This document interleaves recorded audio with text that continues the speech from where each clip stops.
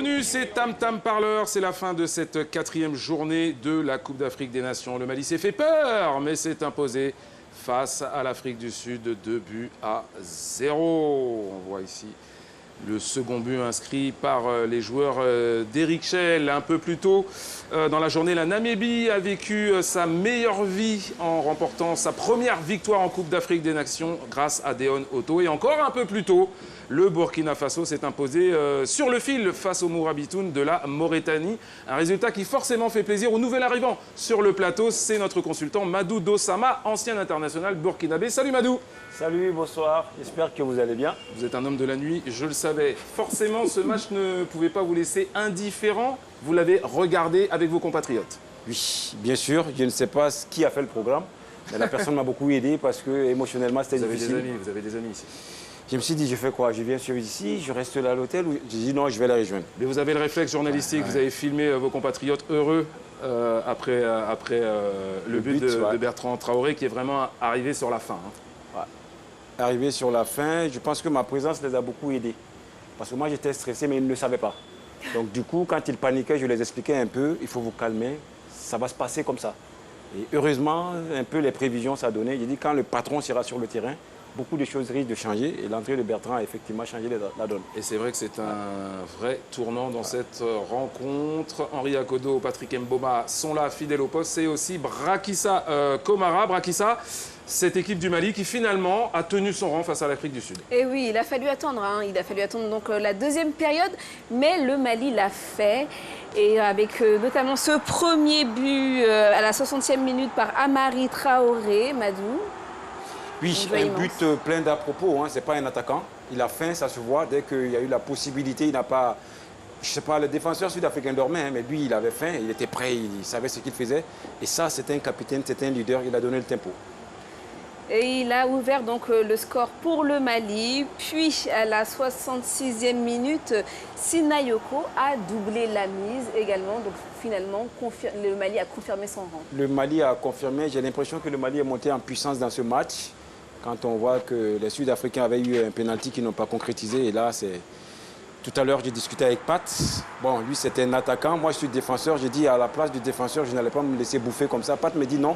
Il a voulu mettre l'épaule. Je dis, ben, occupe-toi du ballon d'abord, après, tu t'occupes de l'épaule. Après, on ne peut pas réfléchir beaucoup. Hein. Là, tu mets le ballon dehors, après, tu vas à l'impact, quoi. Pour moi, c'est une erreur défensive, une grossière erreur. Et dans l'axe, ça ne pardonne pas. Patrick, votre avis? Non, il a raison, il a raison. Sinayoko, lui, joue bien le jeu. Il évite son adversaire.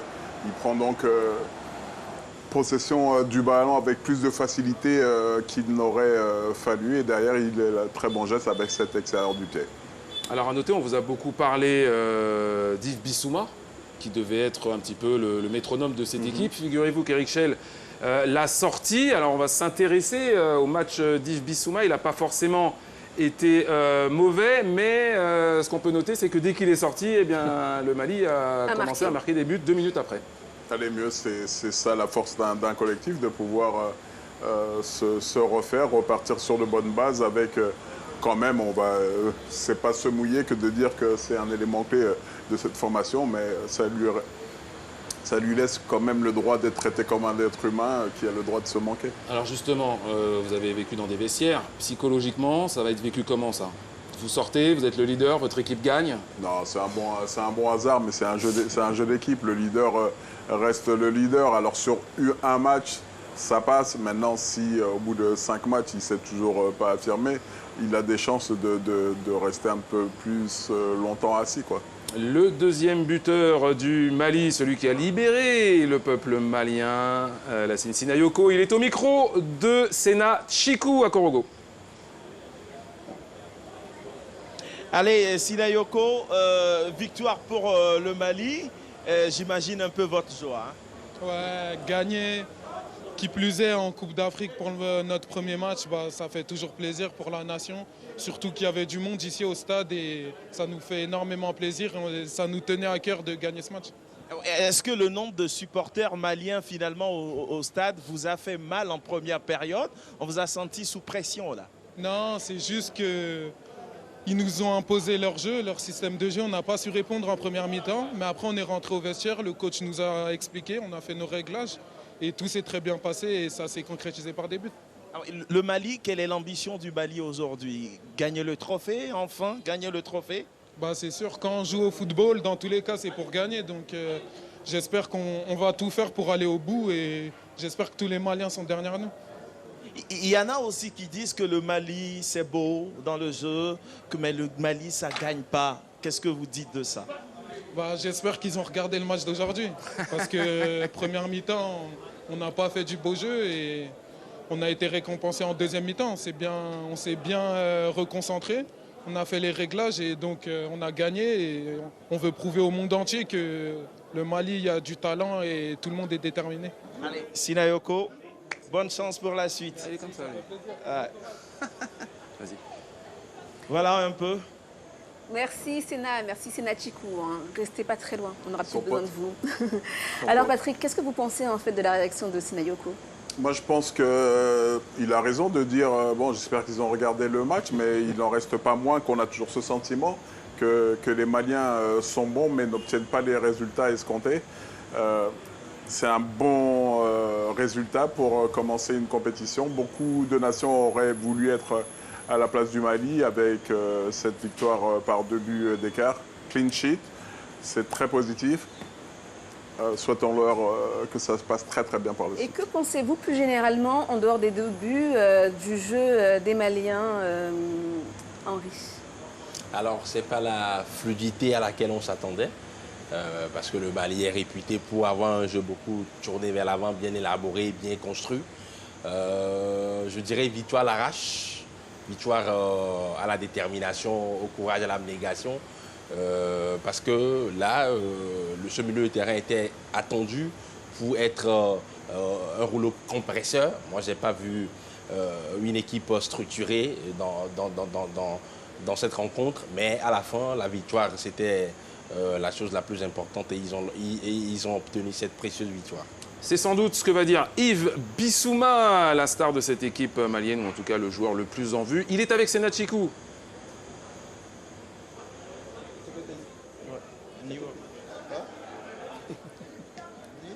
Allez, c'est parti. Yves, on vous a senti un peu crispé en première période. Est-ce que tout le monde disait Yves Bissouma, Yves Bissouma? Est-ce qu'il y avait trop de pression sur vous? Non, pas forcément. Pas forcément. C'était un match un peu compliqué. Après, c'était notre premier match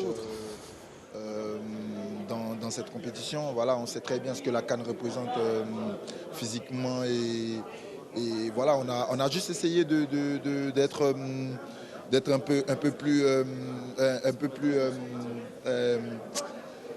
je sais pas comment, voilà, on a juste essayé d'être un peu plus dynamique, mais en premier mi-temps, ils avaient le ballon, ils avaient le contrôle du match, faut être honnête. Et voilà, on a essayé de régler quelques petites lacunes et essayer de bien revenir en deuxième période. Le Mali, qui a pour habitude de contrôler le jeu, n'a pas hésité en première période. On veut être un peu filou et voir ce qui s'est passé au vestiaire. Qu'est-ce que le coach vous a dit? Rien de spécial, il nous a juste dit d'être nous-mêmes. Après, il y a des matchs comme ça. Hein. C'est pas tous les matchs où il faut avoir le ballon. Il y a des matchs où il y a des situations où tu es obligé de faire avec. Donc voilà, en premier mi-temps, ça n'a pas été le cas. En deuxième mi-temps, on est rentré, on a compris qu'il fallait mettre un peu plus d'intensité, il fallait être aussi un peu plus concentré. C'est ce qu'on a essayé de faire et ça nous a réussi. Dernière chose, s'il y avait un mot à placer pour le peuple malien, que diriez-vous? J'ai tout simplement merci. Ils sont venus nombreux ici nous soutenir. Et voilà, c'est que le premier match. Faut vite switch et rester concentré parce que c'est une compétition et c'est très important. Il y a encore d'autres matchs. Donc voilà, on espère qu'on fera de belles choses dans cette compétition. Mais voilà, le plus important, c'est de rester concentré et de continuer à nous soutenir. Mais merci à eux et on espère qu'ils seront là encore au prochain match. Allez, bravo Yves. Est-ce que vous êtes blessé? Est-ce que vous êtes blessé un peu? On vous a senti quand vous aviez été remplacé. Est-ce que vous êtes blessé? Non, je ne suis pas blessé, mais au fait, j'ai joué malade. Et voilà, c'est un fait qu'il faut savoir parce que J'étais pas à 100%. J'étais pas à 100%, mais j'ai voulu jouer parce que j'ai voulu me battre pour mon pays. Je suis ici pour me battre. Et voilà, mais j'étais malade, j'étais malade. Et voilà, c'est des choses qui arrivent. Mais bon, on va se remettre et on va essayer de voir comment les autres jours vont se passer avec, voilà, avec le temps, la récupération et essayer d'être prêt pour le deuxième match. Bravo et félicitations Yves. À très bientôt. Merci Senachikou, merci bien, à très bientôt. Alors Madouf, qu'avez-vous pensé de ce que vient de nous dire Yves Bissouma? Son discours est déjà différent du discours du buteur, parce que le buteur a fait comprendre qu'à la mi-temps, le coach a redonné, redistribué les cartes et ça a changé quelque chose. Yves ne l'a pas confirmé, il dit bon, il a dit juste de lâcher le ballon et tout. Après, même dans son attitude, on sait qu'il se cachait quelque chose, il s'en voulait. Après, on a su pourquoi. Mais je me demande, mais pourquoi on le fait jouer alors qu'il est blessé? C'est la question que je me pose. Et là, il a joué diminué, c'est très dangereux, ce qu'il a fait. On va se focaliser sur les 3 points qu'ils ont eus, mais il va falloir qu'il change tout ça parce que même les mains derrière le dos, son attitude n'est pas très positive. Aucun des 2 buteurs n'a été élu homme du match. C'est Aïdara, l'homme du match. On va l'écouter tout de suite. Là, je suis très heureux aujourd'hui parce qu'on a gagné les 3 points, c'est le plus important. L'équipe a bossé, même si en deuxième mi-temps, on a fait beaucoup de bonnes choses. En première, c'était un peu compliqué. Je suis fier parce que l'homme du match, ce n'est rien, c'est l'équipe. Aujourd'hui, on est content, on ramène 3 points et ce n'est pas encore fini, il faut encore bosser. Et il y a 2 matchs encore, on veut se qualifier, on veut montrer qu'on peut faire mieux. Aujourd'hui, je suis fier d'être l'homme du match. Henri, mérité. Mérité pour Amadou Aïdara, la pépite du football malien il y a quelques années. Il évolue au Red Bull Leipzig. Je pense qu'il était attendu au tournant. Il a bien répondu. Oui, son compère de ce milieu de terrain, Bissouma, n'a pas été à la hauteur, mais lui, il a pris toute la lumière dans cette rencontre en organisant le jeu, en étant à l'impact agressif et surtout, il se projetait énormément vers l'avant et je pense qu'il mérite largement son titre d'homme de match. On retourne voir Senachikou, il a un nouveau copain, Amari Traoré, le capitaine des Aigles du Mali.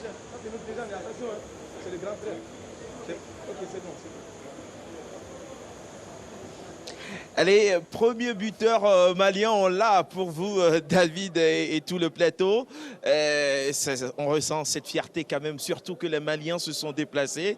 Ils ont dû faire beaucoup d'efforts pour être là pour vous. Bien sûr, beaucoup de fierté comme vous l'avez annoncé. Et très content et très heureux pour notre peuple, pour tous les Maliens qui sont dans le monde entier. Je suis très content de ce qu'on a montré aujourd'hui. On a été combatifs, on a été solidaires, on a été déterminés.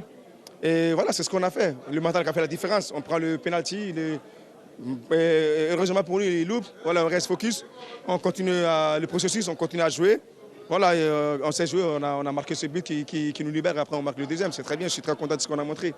Est-ce que ce soir, Traoré se sent le sauveur du Mali? Le sauveur du Mali? Non, jamais de la vie. Le sauveur, c'est l'équipe. Le sauveur, c'est les 27 joueurs qui sont là. Les sauveurs, c'est tout un peuple. On est tous ensemble. Aujourd'hui, on a montré du caractère, beaucoup de mental. Et c'est ce qui a fait la différence. Et comme on s'est joué au foot, quand on avait le ballon, voilà, on a déroulé, on a fait ce qu'on sait faire. Et défensivement, on était très solide. Et c'est ça qui est important. Maintenant, il va falloir garder ça et travailler ce qui n'a pas été et garder nos forces et continuer à avancer, à progresser et continuer le processus. Et quel est votre secret? Quel est le secret du Mali aujourd'hui? Il n'y a pas de secret. On est un groupe uni, un groupe solidaire. Et on écoute notre coach, voilà, qui est le grand frère, qui est le coach, qui est le papa, qui, voilà, quand il dit quelque chose, on essaye de suivre. Et c'est très bien, On est une génération, voilà, qui fait quelque chose pour son pays. Et aujourd'hui, voilà, c'est le premier match. Vous savez, avec le premier match, il y a beaucoup de pression, il y a beaucoup d'attentes. On passe ce premier match, maintenant on va se concentrer sur le deuxième match qui arrive. On est très content et très fiers d'avoir rendu fier notre peuple.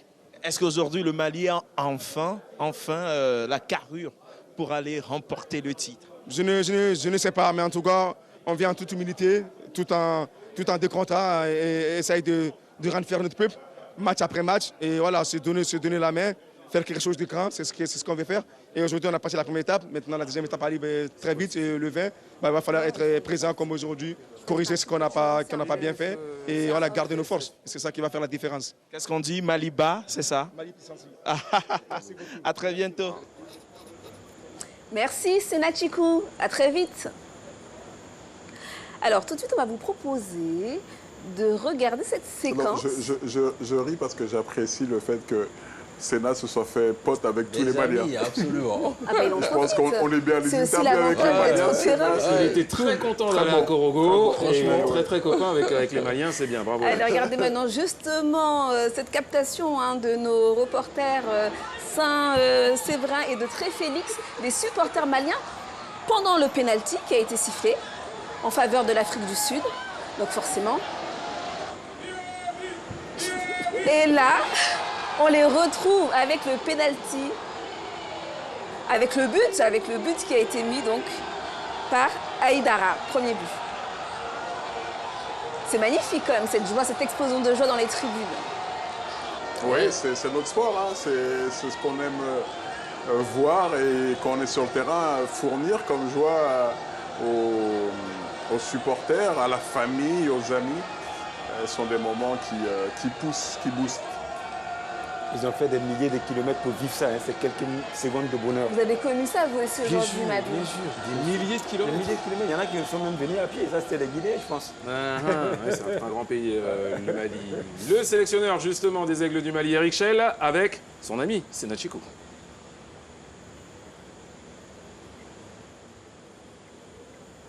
Allez, coach, on vous a senti un peu crispé en début de match et on a eu vos joueurs.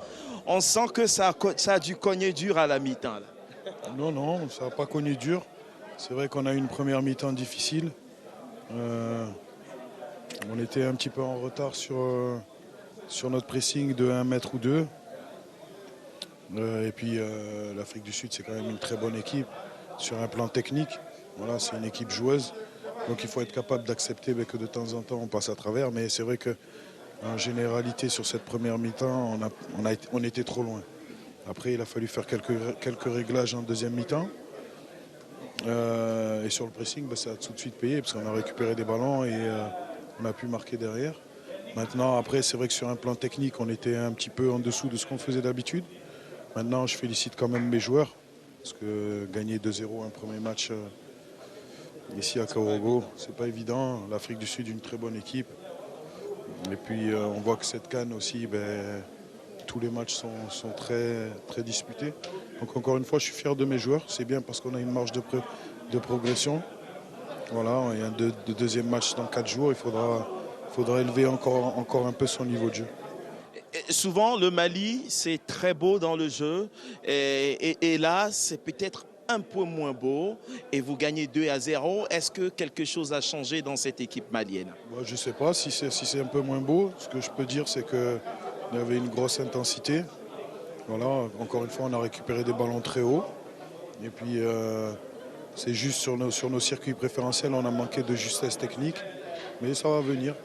Ça va venir. On est très bon techniquement et encore une fois, je suis fier de mes joueurs. Merci coach et à très bientôt. Merci Senachikou et à très vite. Il était en compagnie donc du sélectionneur malien Eric Schell qui visiblement a gagné mais n'est pas satisfait, Madou. C'est un message qu'il envoie. Moi je vois qu'il est perfectionniste. Il a beaucoup parlé mais il y a deux choses que moi j'ai vite pigé. Il n'était pas content de l'attitude au niveau de la tactique parce qu'il disait que le pressing était un peu loin. Ils ont payé le prix. C'est ça qui a été rectifié à la mi-temps. Après, derrière, il est satisfait du côté technique parce qu'il a compris que ses joueurs étaient bien en place. Et quand il parle de satisfaction à la fin, ça veut dire qu'il va se focaliser sur ces 3 points-là et travailler ses lacunes parce qu'on peut pas, tout ne peut pas être parfait dans un match. Quel parcours, Eric Schell, Henri et Patrick Boma. Il y a 7-8 ans, il était encore en national en France, à Marseille-Consolat. Oui, il était en national parce qu'il a passé ses diplômes progressivement. Donc il a grimpé... Oui, mais c'est l'avantage d'être un ancien joueur et un ancien international. Donc, dès le moment où il se retrouve à avoir ses diplômes et de l'expérience, ça lui donne du crédit. Mais je me souviens de sa, entre guillemets, campagne pour arriver à la tête, et je l'encourageais à l'époque. C'était pas tout cuit, hein, c'était pas assez évident qu'il sera le sélectionneur. Donc, bravo Eric, continue. C'est un ami à vous? C'est une connaissance. Je peux lui envoyer un message, il me répondra. Ah oui, c'est une connaissance. C'est quelqu'un qui vous répond. ouais. Moi, vous me répondez et j'apprécie beaucoup. Bonsoir, nous. Le tac. Alors, on va revenir quand même sur... on a quand même l'impression que l'Afrique du Sud a laissé passer sa chance. Hein. En première période, il y a eu ce pénalty raté par Percy Tau qui aurait pu tout changer, Henri. Carrément, tout changer, peut-être pas, mais au moins mettre les Bafana sur orbite. Ouais, je pense que c'était le tournant du match. Sinon, les Bafana étaient bien dans leur match, avec une bonne organisation collective, avec un pressing qui marchait très bien. Ils arrivaient à pouvoir étouffer le jeu malien, à pouvoir les submerger. Et après, la récompense, c'était ce pénalty, ce qui pouvait tout simplement concrétiser leur temps fort dans cette rencontre. Mais malheureusement, Percy Tau est passé à côté et après, tout est parti en vrille, il s'est loupé complètement. C'est un peu la limite de cette équipe sud-africaine qui compte clairement sur la prestation ou les prestations de Percy Tau et le fait qu'il manque ce penalty, que ça le mette un peu dedans moralement, fait que c'est un peu l'équipe qui en a pâti et il n'y a personne pour, à ce niveau, de représentativité dans l'équipe, d'influence pour remettre un peu l'équipe sur de bons rails. Oui, parce que ce qu'on disait en avant-match, c'est que Motiba manquait. Henri, hein, avec Motiba, peut-être qu'il y aurait eu plus de solutions, plus de dangers. Oui, clairement. Ouais. Clairement, parce que c'est un joueur qui aime faire des appels contre appels.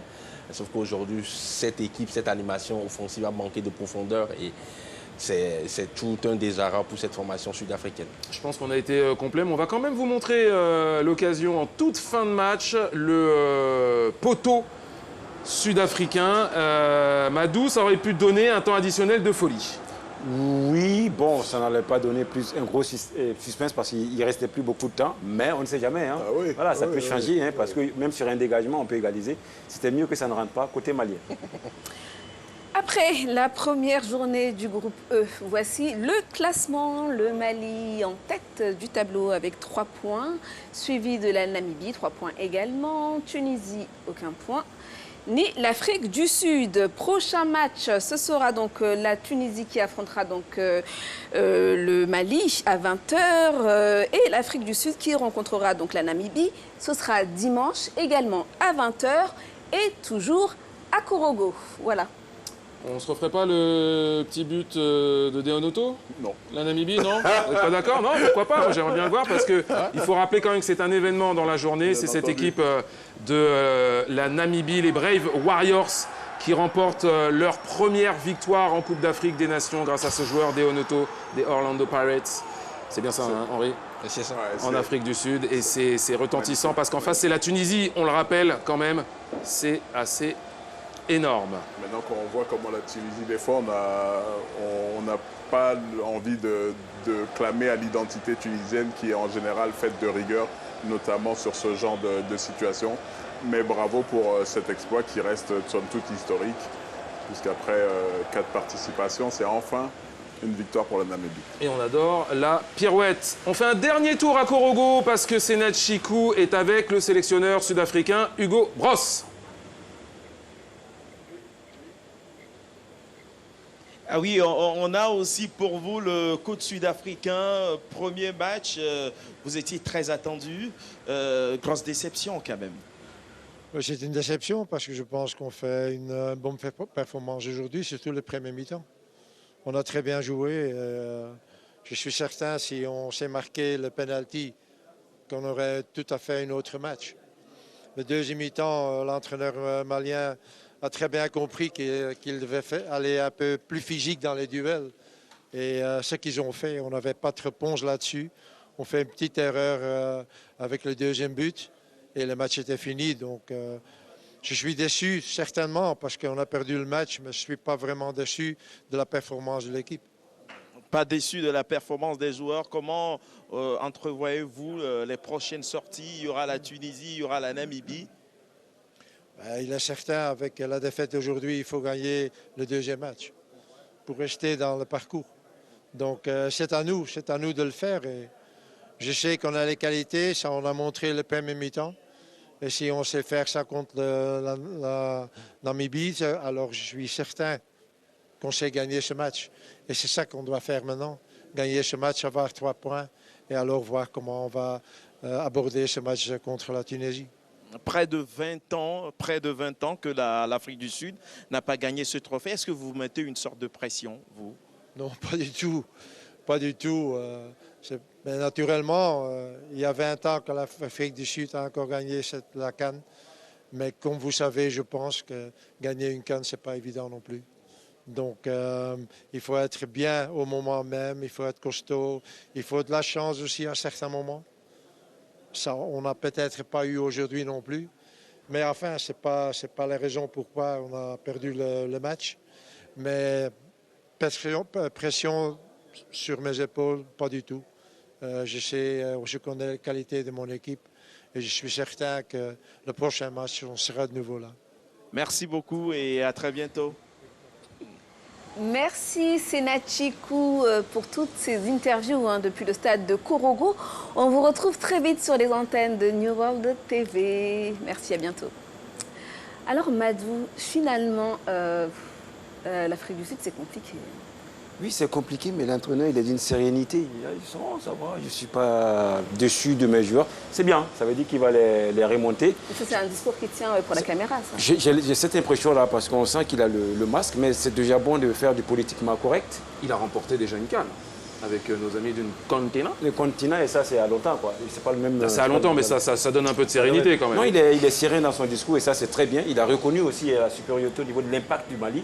Ça prouve que l'entraîneur malien a pris le dessus et tout le monde le reconnaît. Le changement qu'il y a eu d'attitude des Maliens, c'était appréciable. On va rester avec vous, Madou, puisque plus tôt dans l'après-midi, et c'était dans un autre groupe, la Mauritanie s'est inclinée face à vos compatriotes du Burkina Faso. Bon, on revoit le but de Bertrand Traoré, c'était en fin de match, il y a eu un penalty, Bertrand Traoré l'a transformé, mais vous, Madou, vous êtes un peu comme Eric Schell, vous êtes content pour les résultats, mais pas forcément satisfait. Expliquez-nous pourquoi. Non, du tout du contenu, mais je ne vais pas faire la fine bouche, hein. C'est les 3 points. Avec ce but de Bertrand, c'est hyper important. C'était important parce que c'est historique. Je peux vous dire que moi, j'ai fait 5 à 6 matchs, je n'ai gagné aucun. Donc c'était des défaites et des matchs nuls.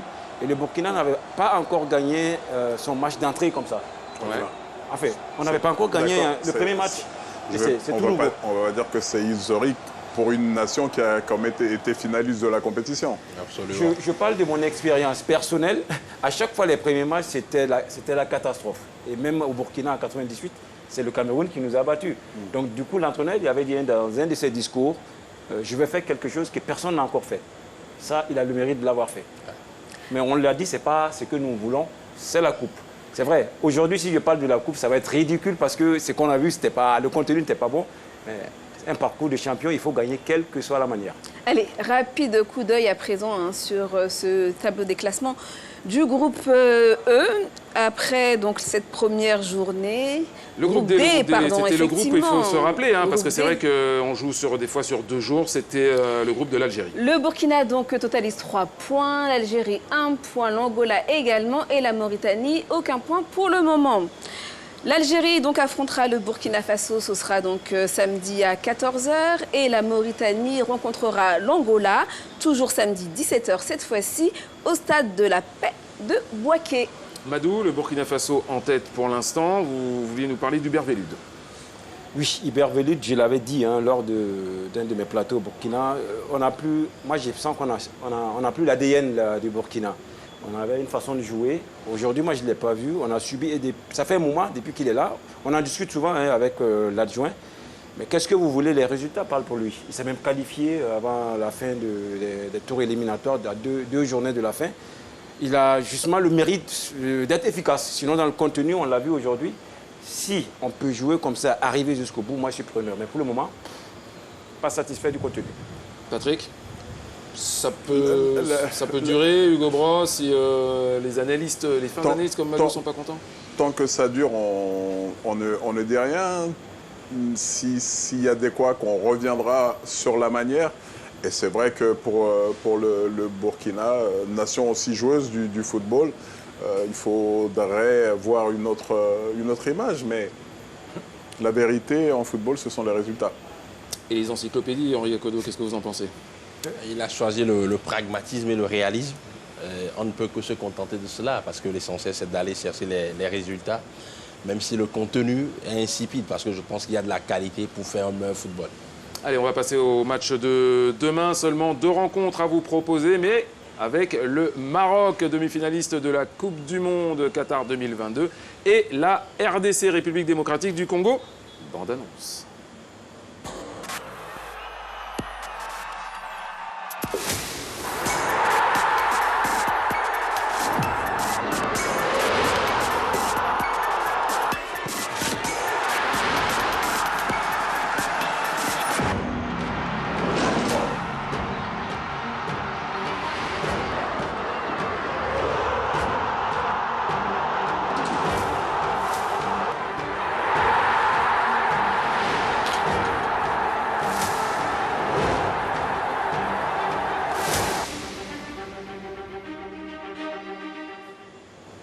Et il va y avoir du beau monde demain pour cette 5e journée de la Coupe d'Afrique des Nations. On vous parlera évidemment beaucoup du Maroc en avant-match et de ses individualités. Mais on va s'arrêter sur la République démocratique du Congo qui va affronter la Zambie. Nous sommes allés nous balader au camp de base de l'équipe dirigée par Sébastien Desabre. Les dernières infos avec Timothée Mémon. Sébastien Desabre, le sélectionneur français de la République démocratique du Congo, s'est présenté aujourd'hui en conférence de presse avec son défenseur Chancel Bemba, le joueur de l'Olympique de Marseille. Un Sébastien Desabre qui a tenu un discours de circonstance. Il a rappelé notamment que quand il avait récupéré la sélection congolaise, celle-ci était en passe de se faire éliminer de la course à la qualification pour la Coupe d'Afrique des Nations. Depuis, la barre a été redressée. Pour autant, Sébastien Desabre se veut mesuré, réfléchi à long terme. Donc moi, en tant que coach, je suis très impatient de voir comment mon équipe va réagir dans ce genre de compétition où la pression, où le rythme des matchs est un petit peu plus élevé qu'à l'habitude.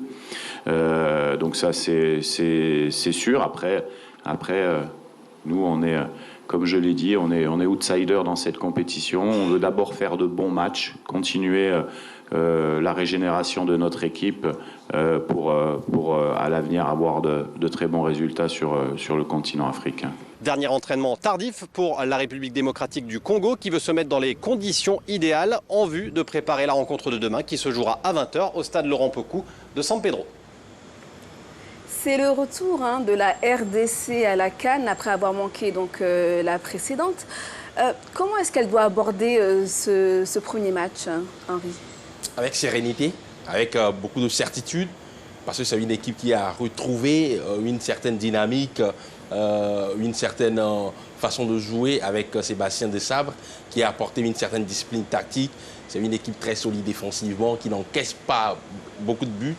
2 sur les 9 derniers matchs. Cela renseigne clairement sur la qualité défensive de cette formation amenée par Chancel Bemba.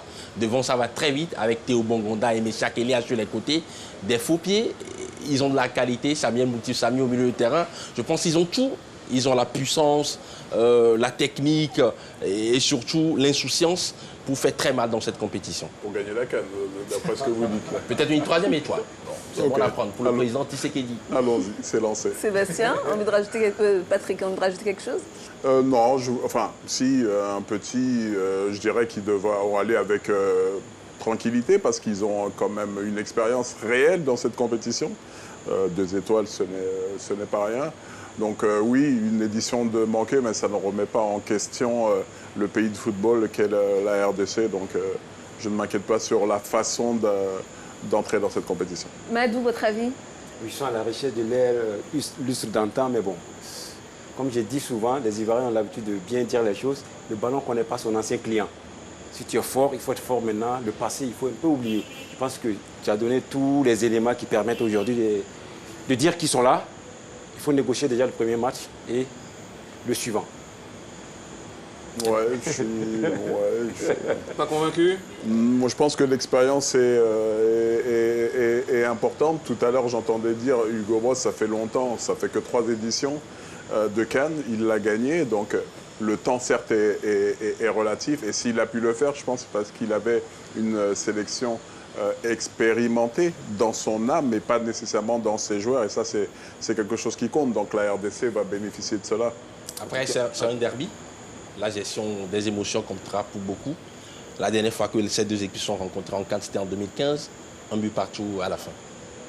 Je pense que nos téléspectateurs sont bluffés. Les amis, vous êtes fantastiques. Vraiment, on a 2 matchs demain. On sait tout sur la RDC. Demain, on vous dira tout sur le Maroc. Mais maintenant, on va se détendre un petit peu. La journée a été longue, on a vu beaucoup de choses, mais on n'a pas vu ce qui s'était passé sur le net. Brakissa, c'est l'heure de bérétiser. Tout ça, effectivement, avec la gazette donc, de la CAN, autrement dit, hein, qui regroupe tout ce qui a pu buzzer sur les réseaux sociaux. Regardez. C'est ce que je vais vous dire. Ça ne change rien au problème. On reste bien en place. On réduit les espaces, ok? On se met en 4-4-1 au lieu de 4-4-2. On a un jour en moins, c'est pas grave. Agibou, tu passes à la passe de François là. Même travail, tu fais les efforts et tu te remets bien dans la ligne de cap. Le plus important, c'est qu'on occupe cette largeur là. Monsieur, on va mourir. Monsieur, à l'intérieur là, on va mourir. Non, je veux regarder le match du Maroc. S'il vous plaît. S'il vous plaît.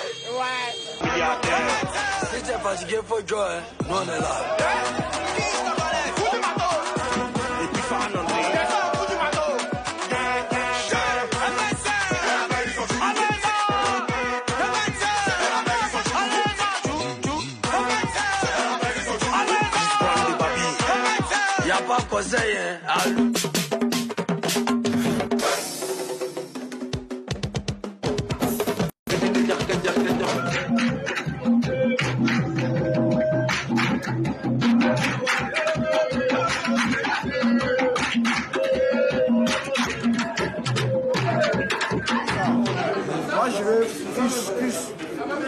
3 plus.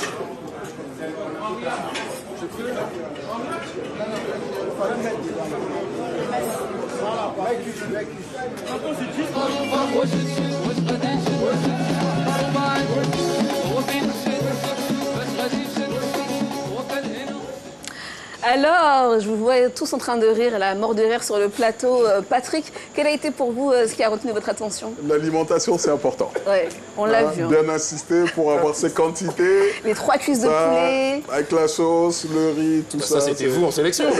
Ah oui, vous-même. Henri, pour vous, vous retiendrez quoi? Le supporter marocain qui était vraiment apeuré. Yeah.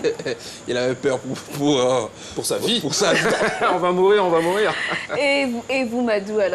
3 cuisses. 3 cuisses. Ouais, et 3 cuisses vous aussi, la nourriture, très important. Très important, ouais. David, je ne vous demanderai pas. Je joue pas. Okay. En tout cas, merci à tous de nous avoir suivis. On se retrouve demain, comme d'habitude, pour commenter les matchs de la journée. Et on se quitte avec les meilleurs moments de cette journée. À très vite.